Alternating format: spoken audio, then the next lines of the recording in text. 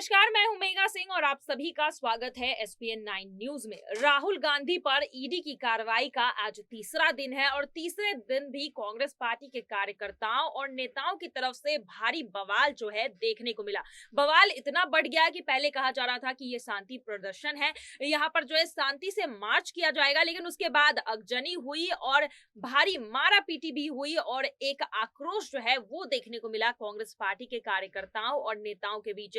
कई बड़े नेता जो है पुलिस के हिरासत में अभी भी है, कई कार्यकर्ताओं को भी हिरासत में लिया गया है और अब ये बवाल जो है सियासी तौर पर अगर देखा जाए तो काफी बढ़ चुका है, क्योंकि एक तरफ बीजेपी पर लगातार हमला बोलते हुए नजर आ रही है कांग्रेस पार्टी और उनके तमाम नेता, तो वही दूसरी तरफ बीजेपी की तरफ से भी कई सारे बयान जो है वो अब सामने आ रहे हैं। लेकिन इसी बीच राहुल गांधी की मुश्किलें जो है कब खत्म होगी, ये एक अहम सवाल खड़ा हो रहा है। चलिए इन सभी मुद्दों पर आज बातचीत करेंगे और हमारे साथ मौजूद है हमारी बेहद ही खास मेहमान साक्षी। साक्षी, आपका बहुत बहुत स्वागत है।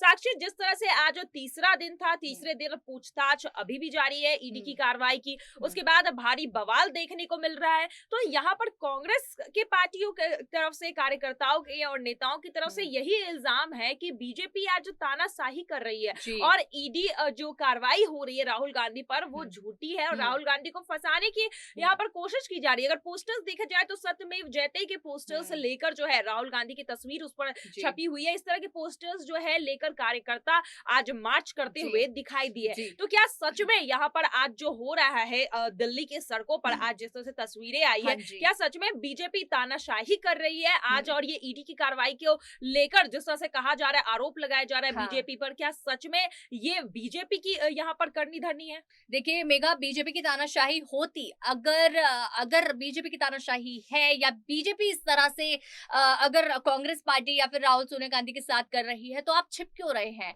आप क्यों ईडी के सामने नहीं आ रहे? तुरंत आपको कोविड हो जाता है, आपकी तबियत खराब हो जाती है। राहुल गांधी अब जाकर ईडी के सामने आए हैं तो प्रदर्शनकारियों को आप देखिए किस तरह की परेशानी हो चुकी है, क्या उन्होंने प्रदर्शन कर दिए।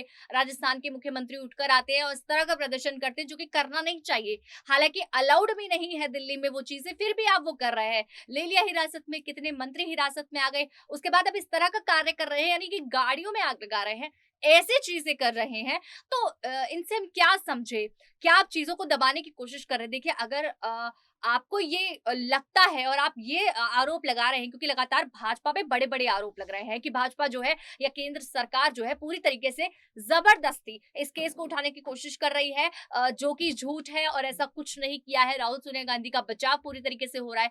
तो मैं वही कहना चाहूंगी मेघा कि अगर आपको ये लगता है या उनको भी, यानी कि राहुल सोनिया गांधी को ये लगता है, तो आप तुरंत जो समन दिया गया था ईडी की तरफ से, तुरंत आकर आप आ जाते और अपनी जांच पूछताछ जो है वो पूरी करते, क्योंकि कहीं ना कहीं केस आपने ही शुरू किया था, जिसकी वजह से ये केस आज चल रहा है, जिसकी वजह से आपसे पूछताछ की जा रही है। ऐसा तो नहीं है ईडी खुद आएगी और अचानक से आपको उठा के ले जाएगी, या कोई भी आपने कुछ किया नहीं होगा। कहीं ना कहीं कुछ गलती रही है जिसकी वजह से अब पूछताछ हो रही है। अगर कुछ गलत नहीं किया होगा तो आपको घर वापस भेज देगी।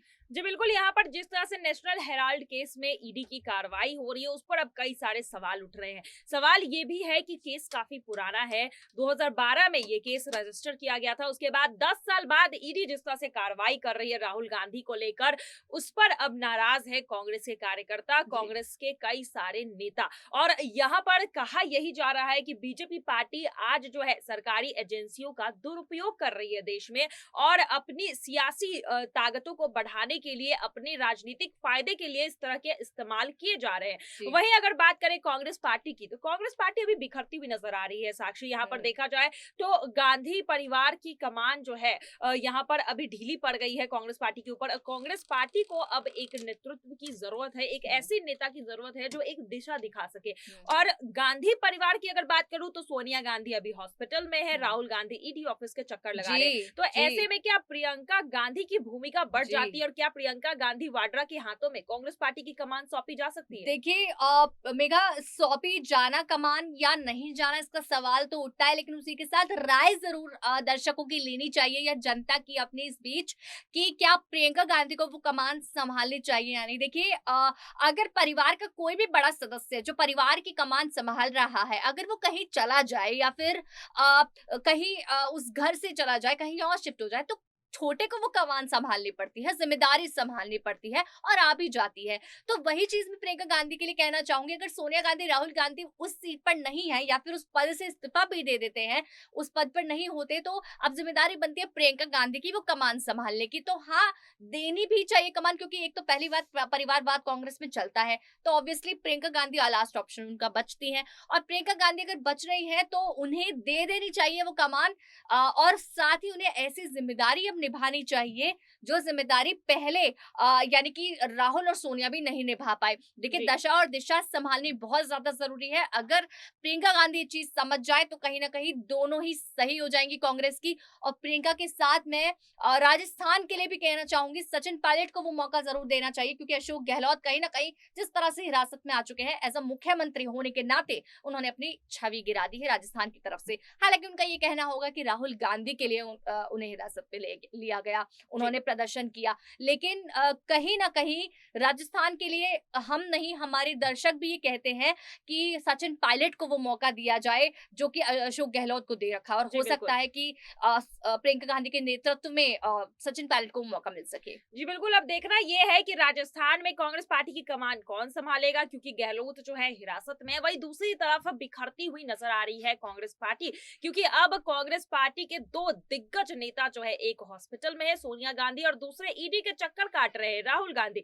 लेकिन अब कहा यह जा रहा है कि राहुल गांधी के ऊपर जिस तरह से कार्रवाई हो रही है, अगर उनके खिलाफ सबूत मिलते हैं तो क्या उन्हें सलाखों के पीछे रखा जा सकता है, क्या जी। ईडी जो है उन्हें हिरासत में ले सकती है? और जी। आज जिस तरह से सिर्फ सवाल पूछने के ऊपर कांग्रेस इतना बवाल मचा रही है देश में, क्या अगर हिरासत में आते हैं राहुल गांधी तो उसके बाद कांग्रेस पार्टी की तरफ से क्या प्रतिक्रिया रहेगी? देखिए, सबसे पहले तो ये बात बिल्कुल सही है कि अगर उनके खिलाफ कुछ भी सबूत निकल कर आते हैं तो 20 से 25 साल की जो सजा बताई जा रही है वो सोनिया राहुल गांधी को मिल सकती है।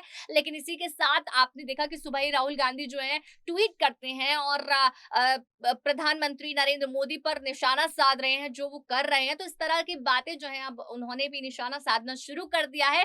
हालांकि अपनी गलती कोई नहीं देखता, उन्हें बस ये चीजें दिख रही हैं कि इतने समय बाद ये समय मिला है केस को उठाने का। देखिए, केस तो उठना ही था कभी ना कभी, अगर आपने कुछ गलती की और आप पर वो केस है तो। लेकिन कांग्रेस उसके बाद क्या करेगी? पहले तो देखिए, जिस तरह से कांग्रेस ने यहाँ पर प्रदर्शन करना, दिखाना शुरू किया है, कहीं ना कहीं अपने आप को जनता के सामने साबित करने की कोशिश कर रहे हैं कि आप क्या है, जो आपने किया है नेता होने के नाते, कांग्रेस के मंत्री होने के नाते आपने क्या चीजें वहां ईडी के दफ्तर के बाहर की हैं, बिल्कुल भी देखने लायक नहीं है।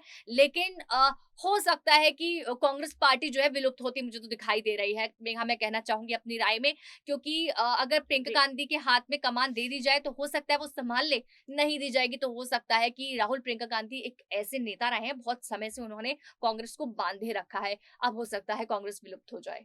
चलिए, अब देखना ये होगा कि आज तीसरा दिन था ईडी की कार्रवाई का, जिसमें राहुल गांधी की पेशी हुई, लगातार पूछताछ हो रही है राहुल गांधी से, कई सारे सवाल भी राहुल गांधी से किए जा रहे हैं।